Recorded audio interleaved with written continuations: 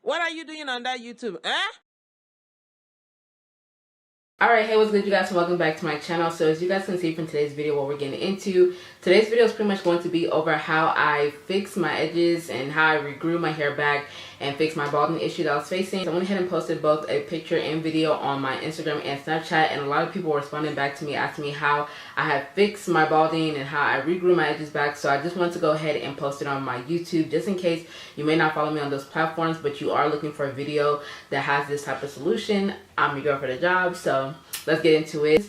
And also I want to go ahead and add before I start, and I know I said I was going to make it short, but I am having issues with my tooth right now. So if it looks like I'm having issues struggling to talk, it's because I am, but the video must continue, so let's get into it. So before I jump into how long and how many times a week I apply my castor oil, I just want to go ahead and share some benefits real quick, just so you guys already know what's up over here, okay? If you are going to be using Jamaican black castor oil, the benefits that you will be receiving from it is that it helps to moisturize your hair, straightens your hair, and it also helps increase rapid hair growth. Now, some other main benefits as well is that it can prevent hair damage, hair breakage, uses to prevent eczema, and also help relieve dry, itchy scalps. And if you are having issues with dandruff as well, then this also helps relieve and removes it. So now I'm going to jump into how long did I do this for, how long did it take, how many times a week did I apply it. The first picture that I have with my edges like completely gone, okay, the roof was absolutely missing on my edges. So that picture was actually from April of 2019, which was last year, and the most recent picture that I have of my edges now is from May of 2020, so that was just a couple weeks ago. And I do want to say, no, it did not take a year for my edges to grow back. I started taking the health of my hair more seriously once we had got into quarantine and started doing all the social distancing. So I said, okay,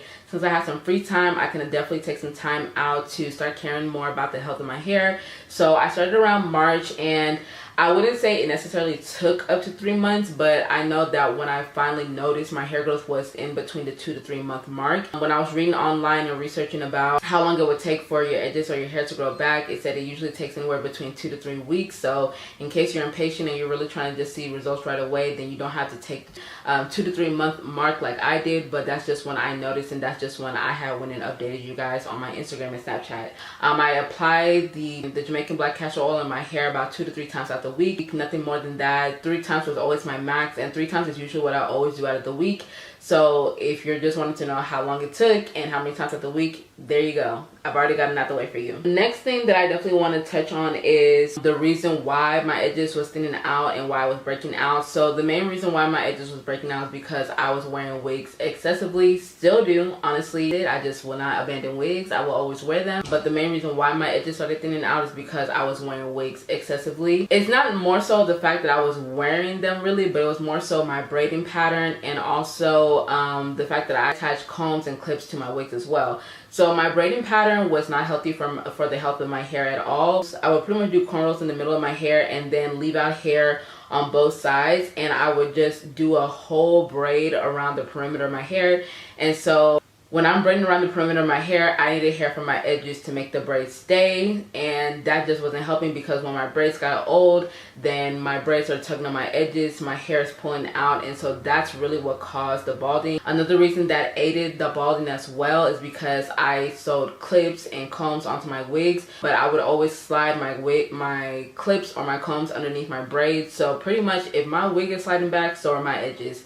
So that's another main reason why my edges started thinning out and why I was losing hair excessively, is because of my braiding pattern, 1, and then 2, because of the combs and wig clips that I was adding. I would definitely suggest that if you are someone who wears wigs and you notice that you are facing a lot of thinning from your edges because of wearing wigs, I would highly recommend actually just using an elastic band. I just attach elastic bands to all of my wigs now, and honestly that's much more safer and secure for me as far as my wig staying on. So that's a big tip. Also, I want to go ahead and add that I don't wear braids and twists all the time, but when I do, I always make sure that if I'm doing it on myself or if I'm getting it done by someone else, I always make sure that my edges are brushed out to the front. Always make sure that when you're getting your hair braided or twisted, that your edges are being left out. You do not want those parts of your hair being braided, because when they're gone, it's hard for it to just come back and revive itself. So I would just say, if you want to stray away from making sure your edges are not thinning, make sure the person that is braiding your hair understands that you care about the health of your hair and you don't want to see